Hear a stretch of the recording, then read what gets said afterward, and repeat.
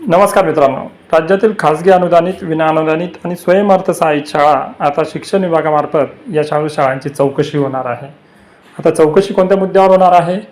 तर इयत्ता 1 ते 8वी वर्गांवर शिकवणाऱ्या सर्व शिक्षकांना TET न्यायालयाने बंधनकारक केले असल्याचा निकाल दिलेला आहे आणि राज्यातील 1 ते 8वीच्या शिक्षकांसाठी TET परीक्षा उत्तीर्ण होणे आता अनिवार्य झालेले आहे.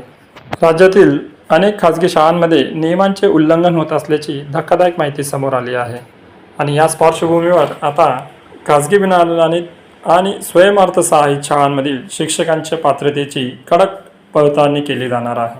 सर्व शिक्षकांची माहिती आता शाळांना ऑनलाईन पद्धतीने नव्याने भरावी लागणार आहे आणि त्यामुळेच आता शिक्षण विभागाच्या या कार्यवाहीमुळे राज्यभरातील शिक्षकांवर जसं काही एक मोठं संकट उभं राहिलं आहे आणि TETचा प्रश्न पुन्हा एकदा समोर आलेला आहे. राज्यातील शिक्षण व्यवस्थेबाबत आता मोठे प्रश्न उपस्थित केले जात आहेत आणि त्यामुळेच आता राज्यातील शिक्षण विभागाने हे एक मोठं पाऊल उचललं आहे आणि आता राज्यातील सर्व खाजगी अनुदानित, विनाअनुदानित तसेच स्वयंअर्थसहाय्यित शाळांची नव्याने तपासणी करण्याचे आदेश शिक्षण विभागाने आता दिलेले आहेत. तर अशाच नवनवीन आणि माहितीपूर्ण व्हिडिओसाठी चॅनलला सबस्क्राईब करा. शाळा व्यवस्थापनासंबंधित अपडेट मिळवण्यासाठी चॅनल सबस्क्राईब करा आणि व्हिडिओ शेअर करा. पुढच्या व्हिडिओ. धन्यवाद.